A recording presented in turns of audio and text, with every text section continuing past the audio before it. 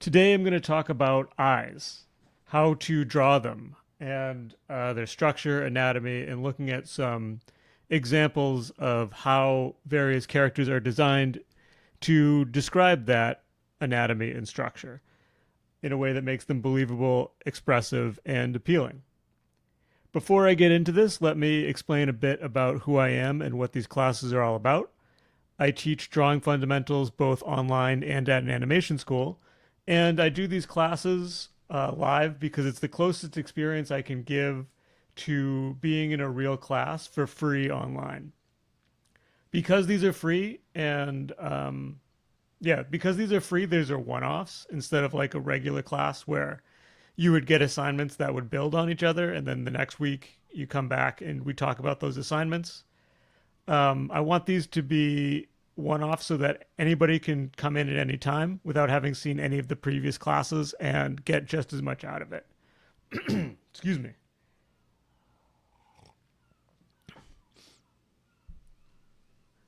So, the reason I do these live is because it makes more sense, or education works better when it's a conversation instead of just me giving you information and hopefully you receiving it. When in a class, in a real class, there's a back and forth. So you can tell me what you struggle with. You can ask me questions in real time, and I can try to cater the information that I'm presenting in a way that you can best understand it and apply it to your own life and your own drawing. In a real life classroom, I have social cues to know when to stop talking.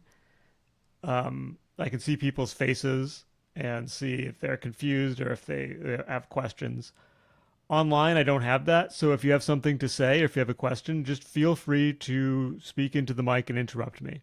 Don't worry about being rude. This is just normal online discourse. The social cues are missing, so we interrupt each other. If you don't feel like talking on the mic or you're on YouTube, just go ahead and type into the chat and I will read it out loud and respond there. Good morning. So, with that out of the way, let's get into eyes. And this is the monthly challenge on the Discord.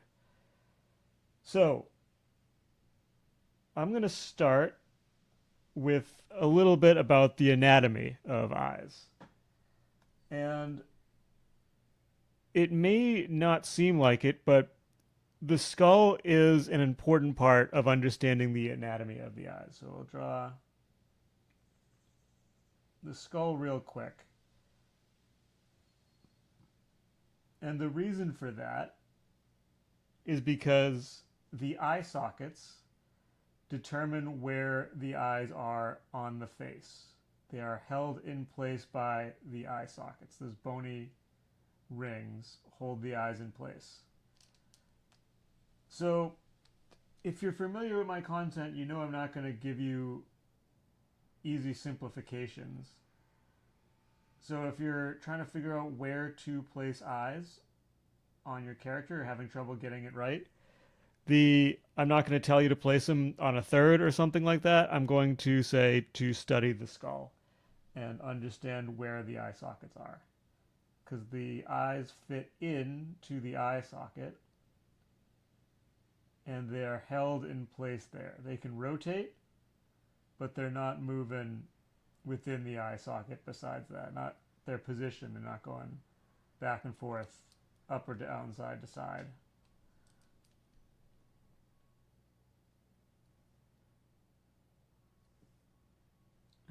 It's a little bit lower than the other one.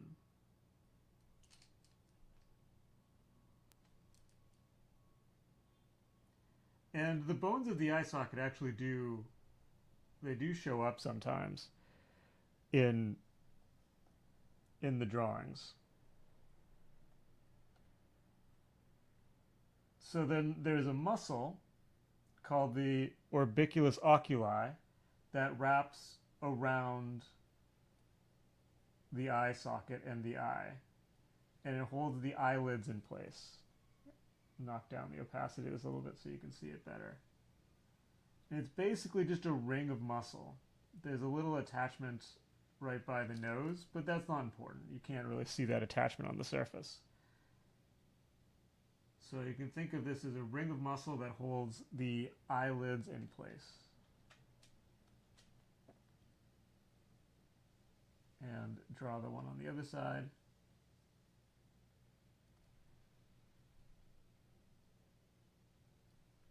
So the eyelids they have some thickness to them. So they are plates of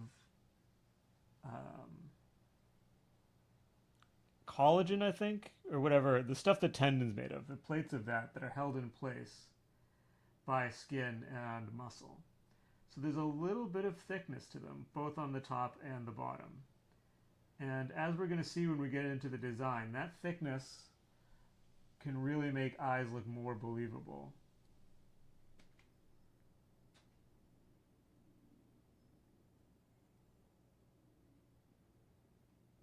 So let's give those eyelids some thickness.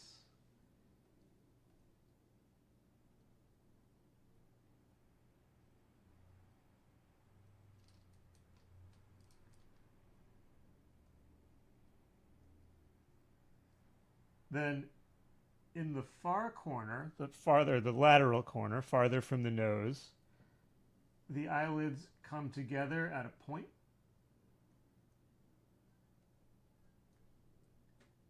But in the near corner, we have another little feature called the lacrimal lake, also known as the tear duct. So the eye lid, the bottom lid, goes a little bit past the eye and then to the side to leave room for that tear duct. And on top, it goes a little bit past as well.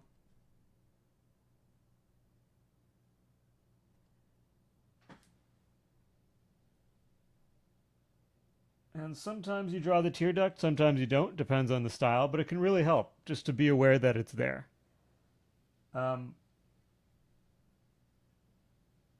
The proportions of the eyelids are usually different as well. So I'm drawing them pretty evenly, but they are often not even. Usually, actually, and I did it here, the upper lid is larger than the lower lid. And where they come together is not necessarily even either.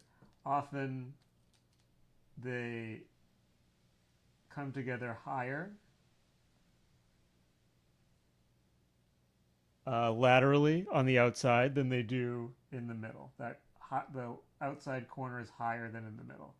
But you have to be careful when you draw that, because it's very easy to make the eyes look slanted, or like, maybe that's not the right word, but they don't really fit in the perspective if you exaggerate this too much.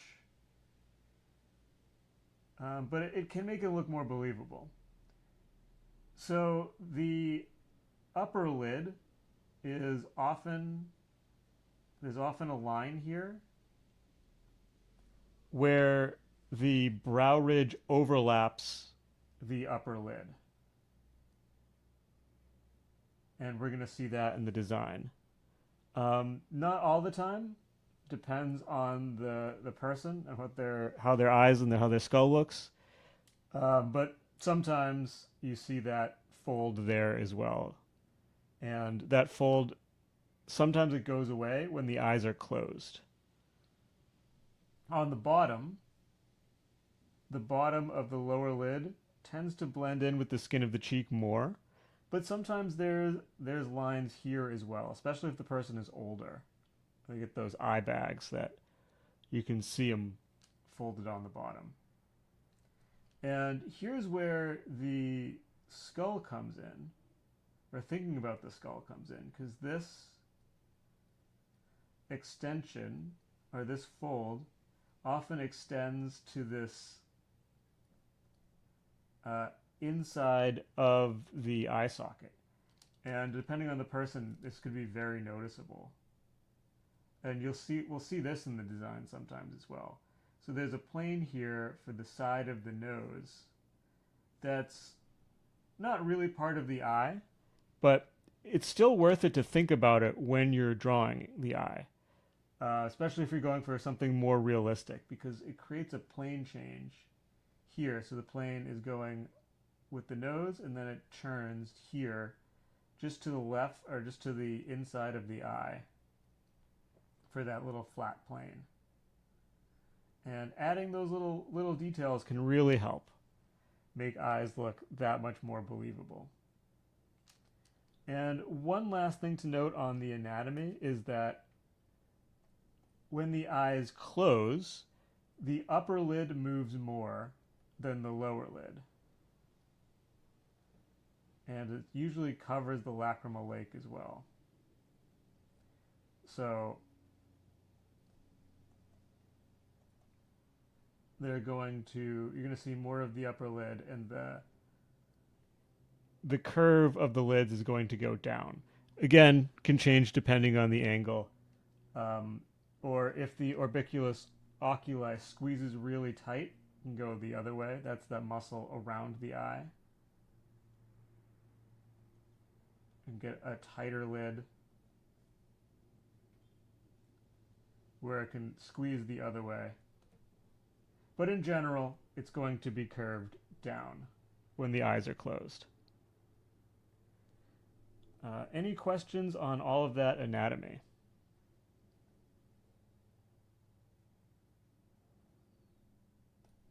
Okay, so let's take a look at this in some real eyes. So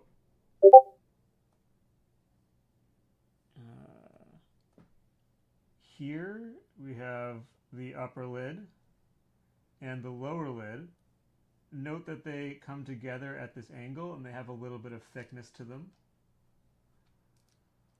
I forgot to mention the eyelashes. Then the lacrimal lake is here, where the lid goes a little bit past the eye. And we have that fold that I described, where the upper lid meets the brow. And you can see that plane as well, where that little flat plane where it extends to reach the nose. This is a younger model, so there's not a line, a clear line where the lower eyelid ends. It just kind of blends into the cheek.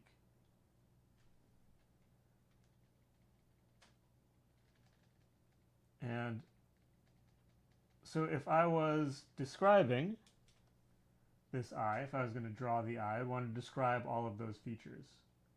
Oh, and also notice that the corner is above, the outside corner is above the inside corner. So I have the upper lid, the lacrimal lake, the lower lid, and the pupil, which I haven't really talked about, but that's because you can describe it a lot of ways.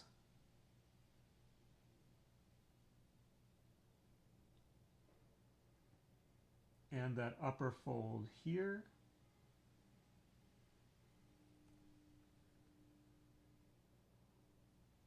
So I want to give the lower lid some volume.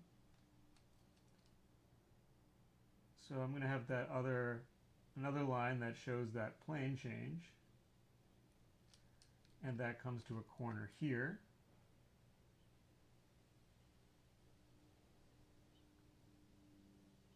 And sometimes there's a little bit of like a thick area around the lacrimal lake, so I could include that. I want to give the upper lid some thickness as well, but I'm going to do this by making the line thicker, because the plane faces downward, and by making it thicker I imply that it's in shadow. So it's still a thicker plane, but it's in shadow.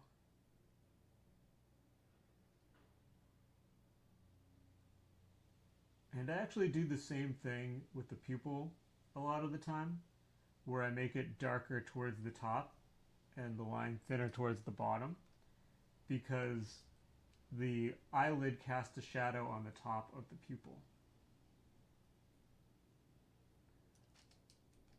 And I can add that reflected light there. Make the eye look shiny.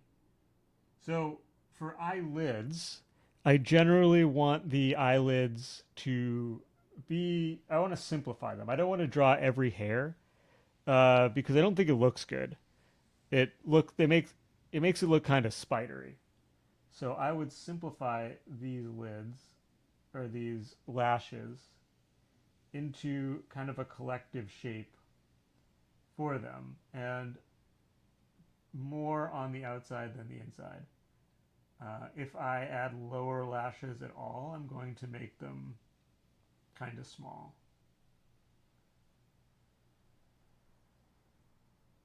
When I'm drawing a real close-up of an eye like this is less important. But if you're drawing an eye in context of the rest of the face, you definitely don't want to try to draw every eyelash. It's going to add a bunch of distracting detail around the eye and make it look very spidery. And again, I want to keep my eyelashes more towards the outside. When I start drawing them over here, they look a little weird. And this is probably where I would stop on this model, but I could also include that plane change here. The inside of the eye socket meets the bridge of the nose. But on this model, I probably wouldn't. I think that look makes them look kind of masculine. So I probably wouldn't want to do that for a female model. And then the eyebrow is an area of hair above the eye. Can do a lot of style with that.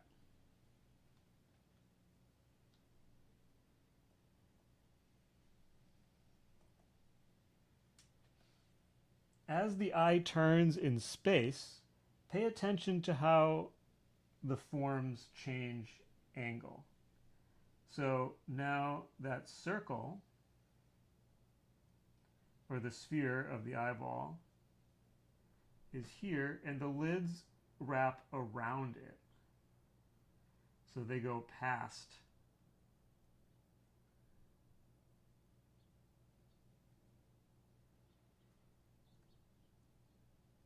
the outside of the circle, which shows that they're overlapping. The forms wrap around.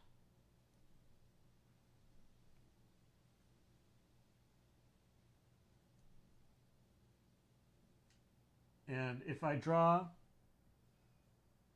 the circle in perspective, so put that line around it to show where it curves,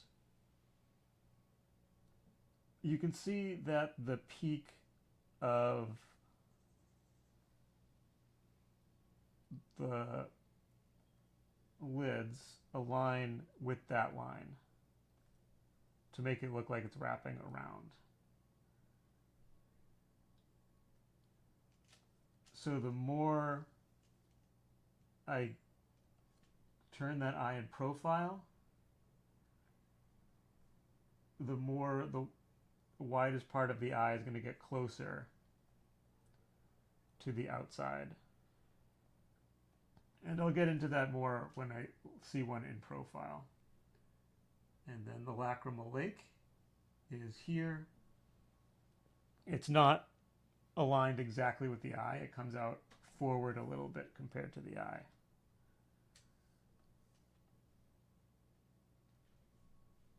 So drawing these eyes, I'm going to describe the same feature, but this time I can actually see the side of the eyeball.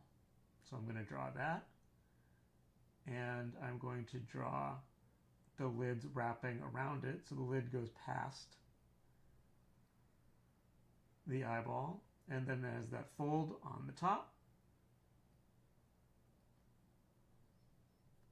the lacrimal lake.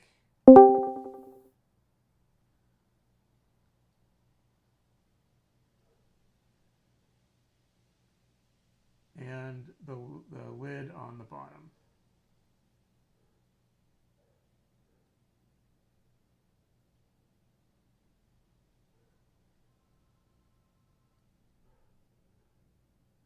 One thing to note about pupils is as you move, this is just perspective, so the pupil is a circle on the sphere of the eye. So as you rotate that sphere, the pupil gets narrower in perspective. Same thing if I was going up.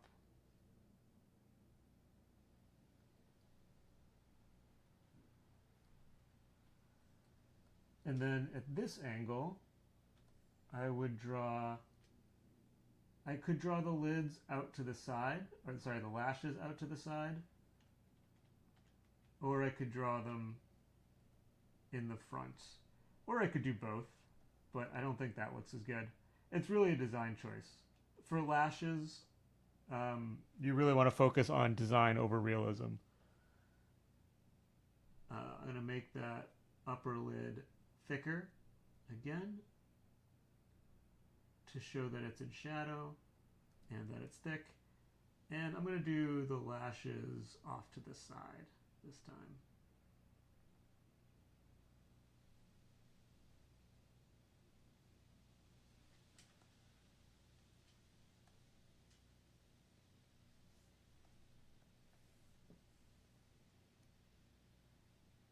Move these out of the way so I have room for that other eye.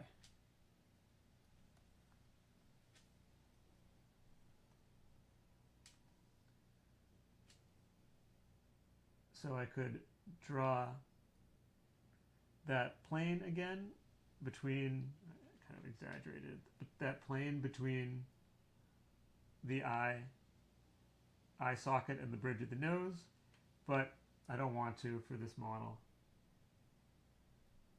That's too close. But here, the bridge of the nose is actually in front of a lot of the eye, so you don't see that plane.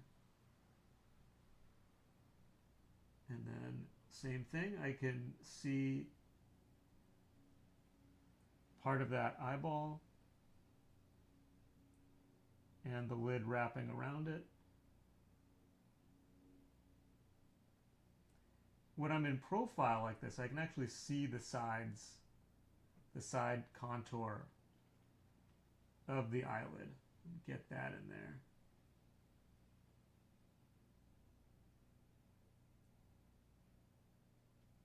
And that fold on the top.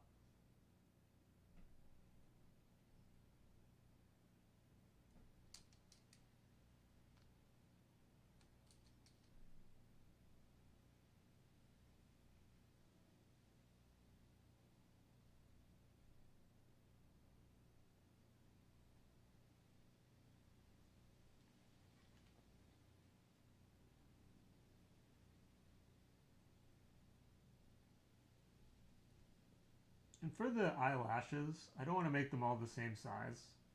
I think it's just bad design. I'm gonna do a big, medium, small, even if it's a subtle difference. So I didn't do a very good job with this one the first time. So this is my big. I'll make this the medium, and then that's the small. Now, let's do more of a ascending visual rhythm. Go big, or go small, medium, big.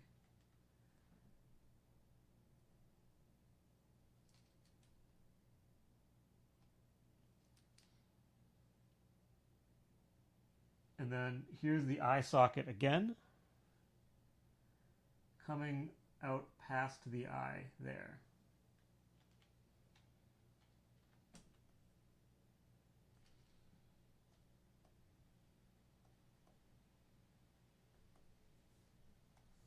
And here's the eye in profile.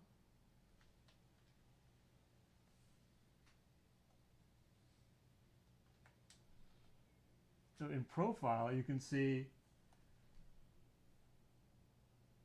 that the eyeball is there. The lids actually come out pretty far past the eyeball.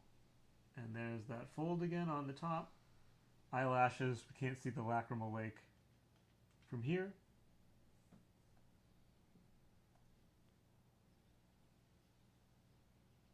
So we'll draw that. Draw the lid.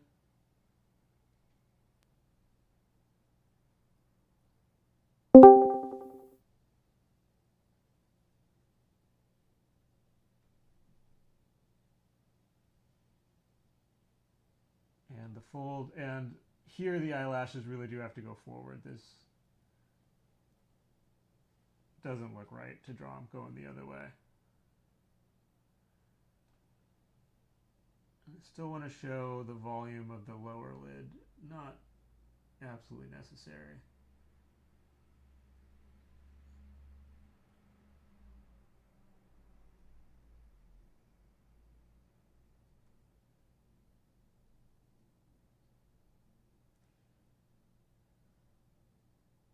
And then there's that eye in profile. And here, this shape, this is that inside of the eye socket plane. And note that the eyebrow goes all the way out to that inside of the eye socket plane. It doesn't stop right here above the eye. It goes past it. So including this plane, in a line drawing it might look a little weird, but having it as like a little area of shadow, that can really make the eye, give that eye a little bit of level of believability. Probably see this shape, this shadow shape in anime. So that's the realistic eye, or the eye from photo reference. Let's take a look at some designs. And I'm going to try to be varied. I'm going to try to cover a lot of different styles.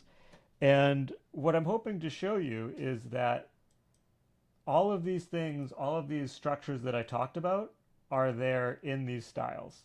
So I'll start with a pretty realistic style here. I don't remember where I found this reference, but I really like it. I think it's a really nice combination of having all of those features that I described, but also having nice shape design. So you see that the upper lid is given some weight. It meets the lower lid higher than the bottom. Now the lacrimal lake is just slightly suggested by having this little shape here and having the lids go past the eyeball. So the eyeball is here, the lacrimal lake is past it. And we're barely suggesting the lower lid at all, at least from this angle. And then there's that fold that goes above the upper eyelid. And the shadow of the eyelid on the pupil. I like that too. And the eyelashes are simplified. They got 4 on the top, 3 on the bottom. And this right here, that's that plane where the bridge of the nose is here.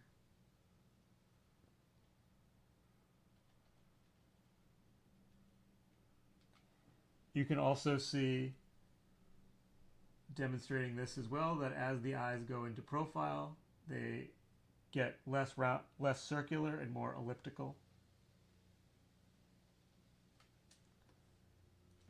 And in this drawing with the tilt up, you can see that plane as well that I've been talking about. And these are all the planes you can see around the eye. This is more detailed than I usually draw with all these little planes here, but it gives you a nice idea of how to think about all of these planes. I like usually the more simplified and then just go more designy from that rather than think about every one of these. But that's up to you. And then here you can think of the eye sockets and how the eyeball fits into the eye socket.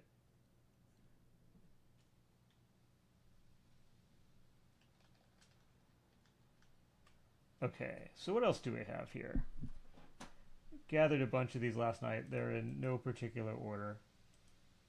Um, okay, so this would be more. This is similar to the last one. This is more of a comic book style. Saya I believe is her name, who did this.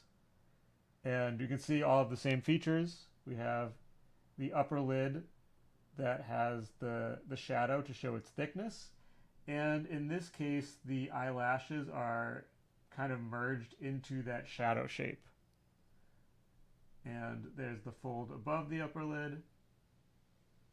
Note that from this angle, so here we see the thickness of the lower lid.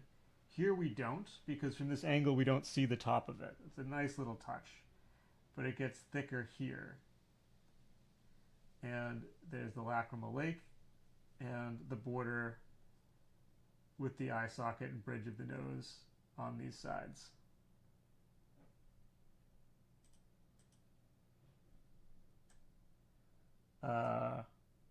Here's a still of rough animation from the new Avatar movie. How would you go about eyes that are just dots? Um, yeah, I wasn't going to show any eyes that are just dots because I'm going for a more realistic look. I mean, if eyes are just dots, then they're just dots. There's a lot of limitations to eyes that are just dots. Uh, like it's hard to show where the characters are looking. Um, you could always add lids. So if I have a dot, I can add a lid, which would just be a line, or a lower lid. But that's getting a lot more stylized than where I'm going with this lecture. You're welcome. Okay, so this is from the new Avatar movie. Great animation. If you haven't seen it, definitely check it out. Um, and you'll see all the same features here, even though they're more simplified than the previous ones. We have the upper lid, where it's thickened, but in shadow to show that. And you can see in the profile how the lid goes past the eyeball there. Here the upper lid is divided into the top and the side, which you can do. I don't know if I could find a real example of eyes doing that this quickly, but it's something you can see if you pay attention to. The lower lid is a lot thinner, so we're not doing that same thickness here. More of a stylistic choice. And the lacrimal lake isn't there, but there's still room for it. If you wanted to draw it in there, you could. Because here's where it fits into the eye socket. So there's that plane. These don't exactly line up, but I guess it'd just be a wrinkle. He's supposed to look stressed, so you add some extra wrinkles. And then where the lower lid meets the upper lid at that point, those lines.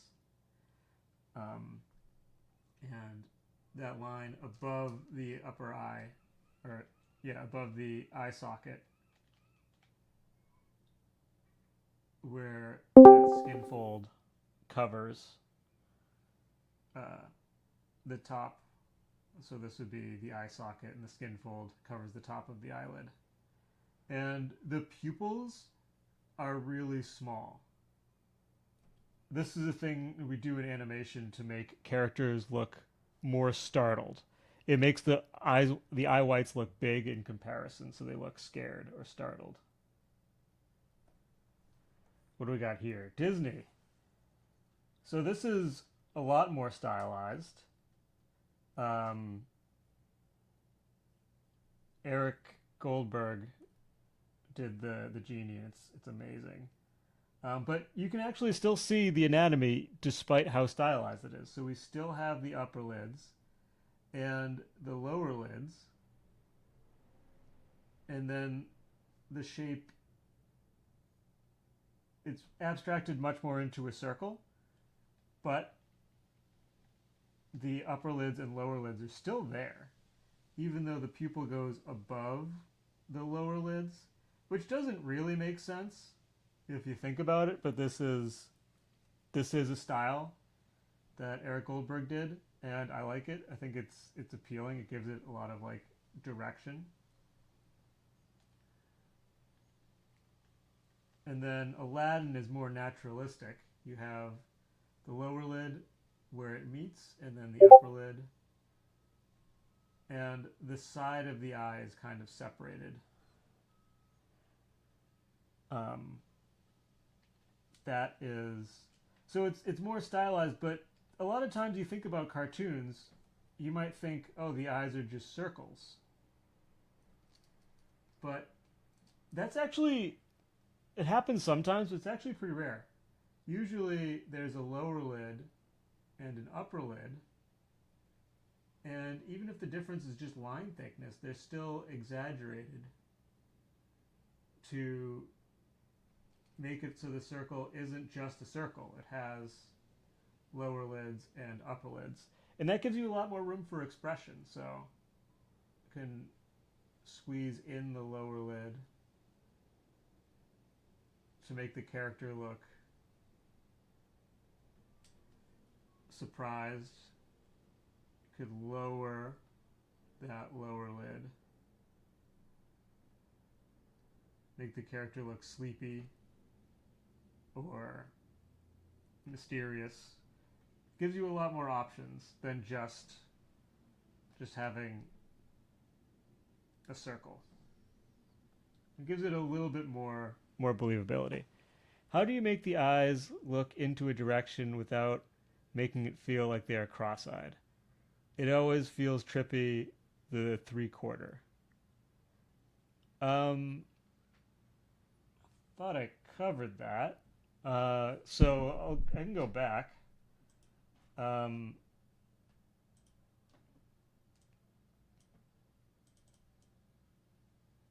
so in the 3/4, yeah, the where you place the pupils, it's hard for me to say what making your work look cross-eyed without seeing it. But where you place the pupils, there's a lot of subtlety to it. But just make sure that you're thinking about how the sphere is turning, so the eyes are going outwards, or so the pupils are wrapping around that sphere and getting more squished, getting more elliptical. That's the word.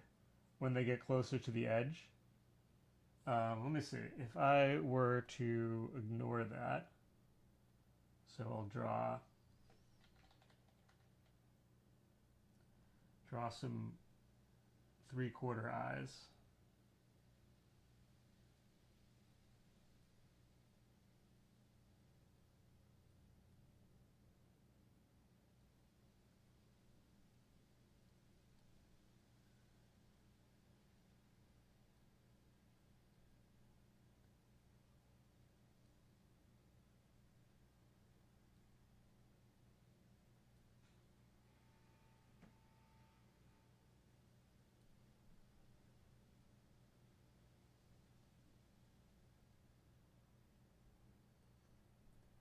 And I don't squish the pupils.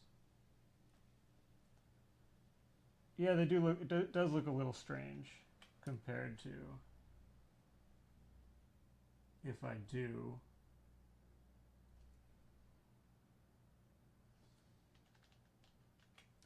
Or even if I keep them a little bit more centered, but I still compress them. I don't know if that answers your question. Hopefully, but let's keep going with the realist or the design ones. Okay, Pinocchio, going real old school here, but these are more circular, but we still have, if you look closely, you can see that the line is thicker on top, and on the bottom to turn them in to upper and lower lids.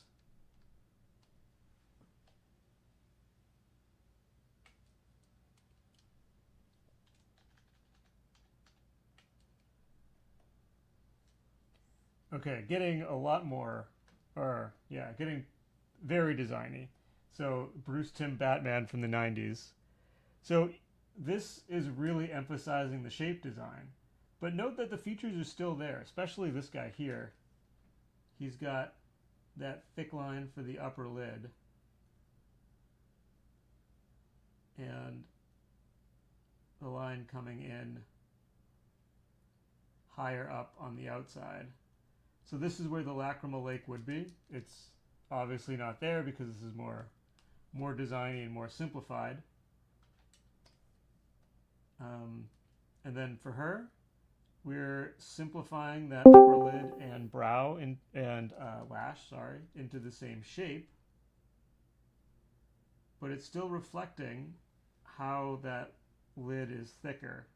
And here you see it goes past the lower lid, so this is where the Lacrimal Lake would be, but they didn't draw it because it's stylized. And you can see that it's getting thicker on the outside, the lower lid, because of the angle.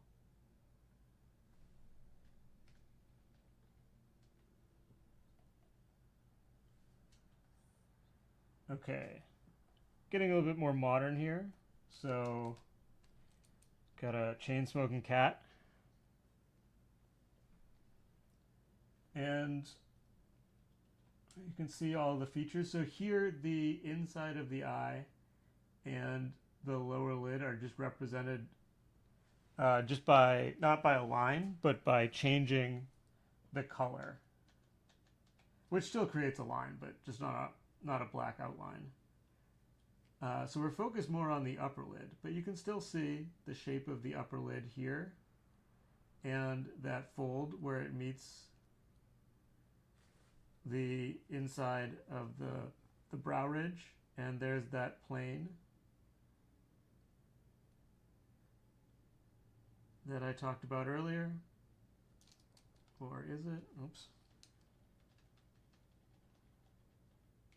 Or I guess no, that's actually the eyelid going past.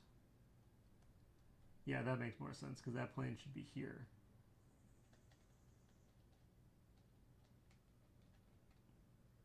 And we can see that the eyeballs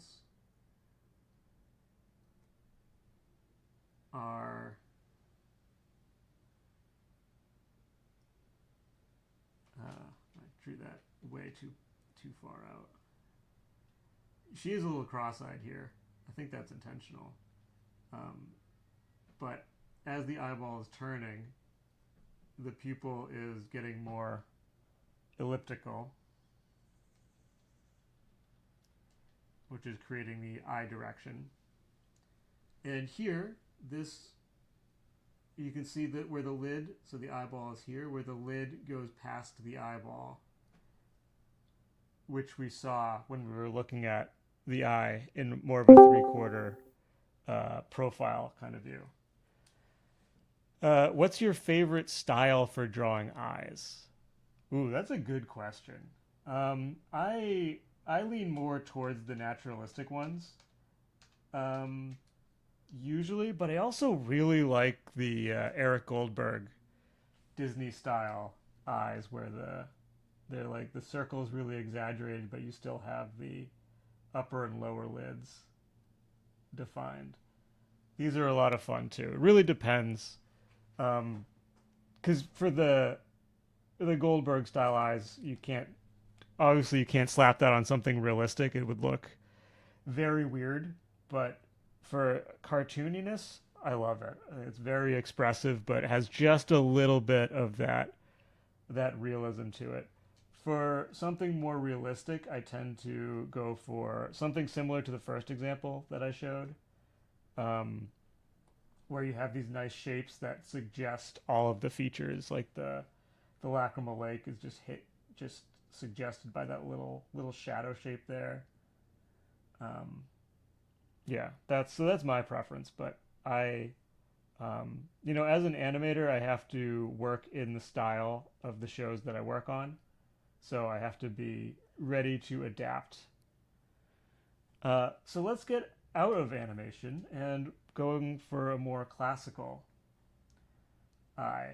So this, I don't know who drew this, but it's a drawing of the statue of David by Michelangelo Buonarroti.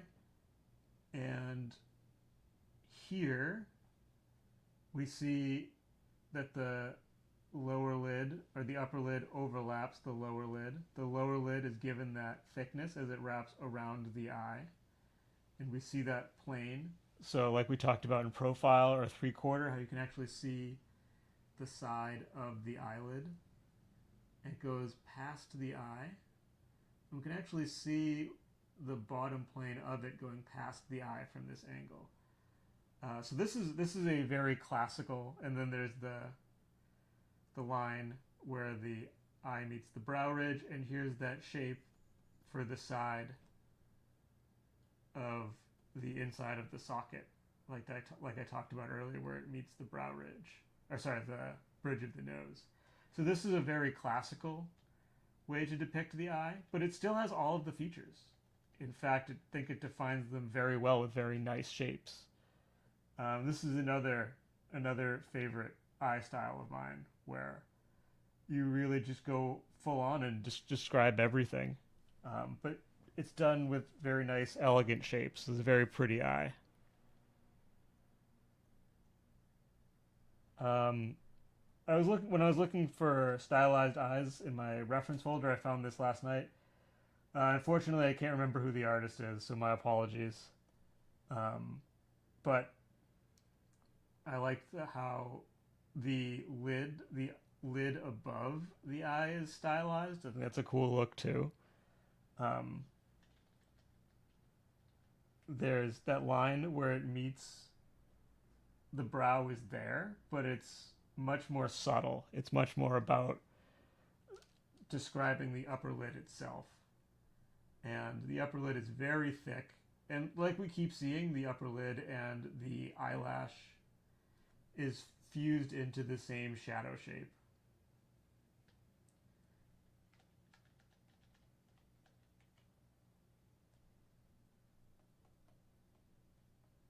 This is another one. I can't remember the artist. But this one is more simplified, but you can still see the artist knows all the stuff is there. They're just choosing to only draw some of it for the sake of style. So you can see where the eyelid goes past the eye here. So the lacrimal lake would be there if they decided to draw it. This second line suggests the thickness of the lower lid, and the upper lid and the eyebrows are merged into the same shape. Kind of a similar thing here, where we see the thickness of the lower lid, but only towards the outside. And this is where the eyeball would end if the artist chose to draw it, but they didn't. And the upper lid and eyelash shape goes past it. You can also see very clearly that the eye sockets are considered. So remember how I talked about the eyebrow going to the edge of the eye socket instead of just past the stopping at the eye? So that's there.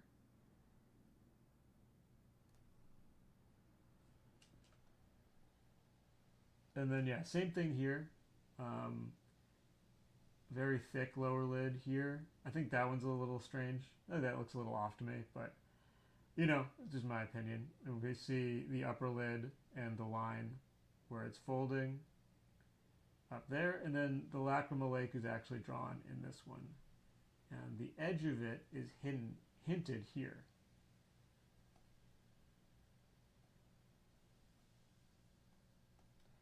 I think this is Alex Toth. I don't remember off the top of my head again, but this is a nice simplified. It's simplified, but all of the details are there. Or it's more design than simplification, I guess. But yeah, we can see that feature. We see how in profile the eyelids come past the eye, like we talked about. There's that fold, and here's the inside of the eye socket. And the eyebrow goes past the eye to the edge of the eye socket. Didn't mention this, but this is a nice touch in profile where you can't see the eye, but you put the eyelash and the eyebrow in there to suggest that it's still there. And then similarly in here, we have a nice thick upper eyelid. The lacrimal lake is just hinted at. And there's the line for the top of the eyelid where it meets the eyebrow ridge. And here's that plane for the inside of the eye socket where it meets the bridge of the nose. And we added a little bit of wrinkles on the outside, those crow's feet, make this guy look a little bit older, and the eye bags below the eyes as well. I think this design does a really nice job of using just a couple lines to suggest a plane.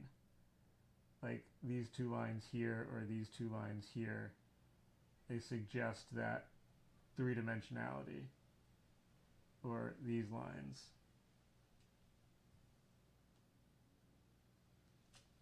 And same thing here. We got the fold on the top of the lower lid, eye bags.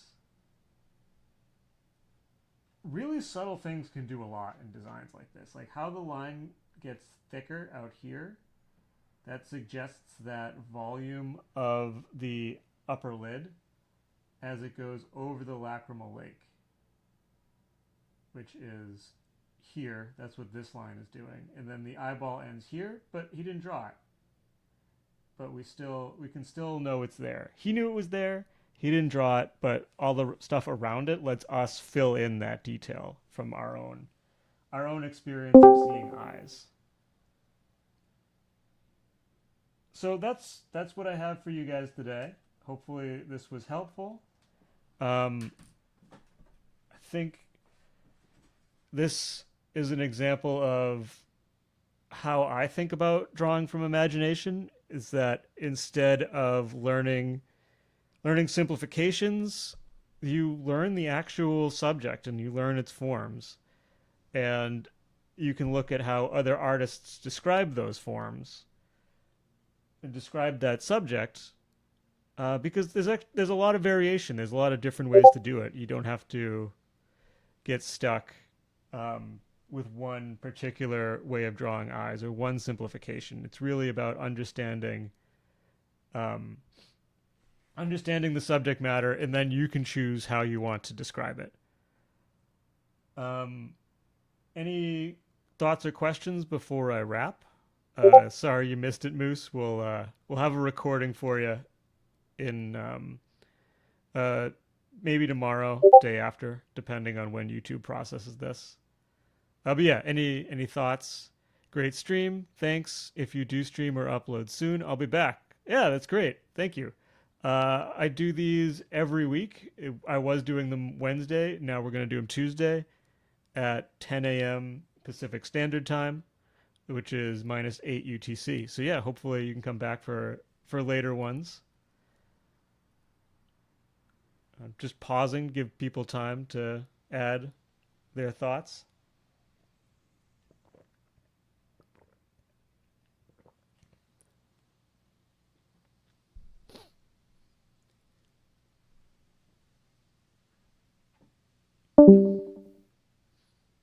Okay, so I have a question.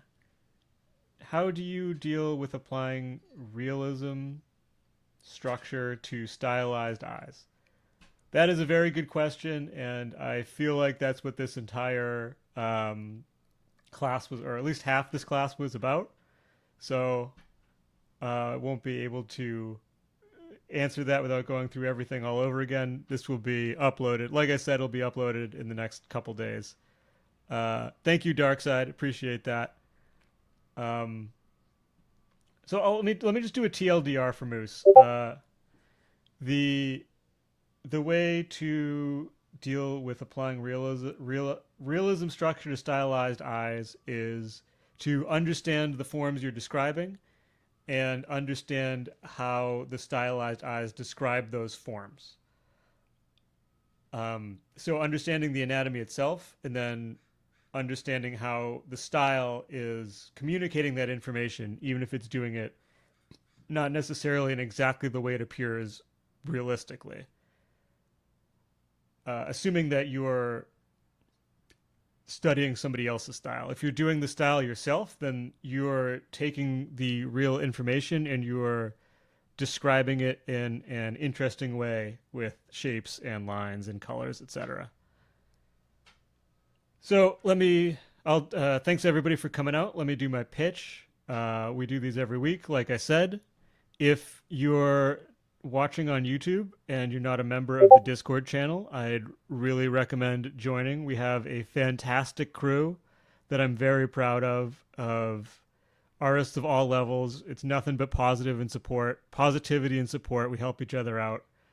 And you can come and join the classes on Discord and then talk into the mic if you want. I also have lots of resources available to help you get better at drawing. I have a textbook that is available for free. You can download that with the link in the description.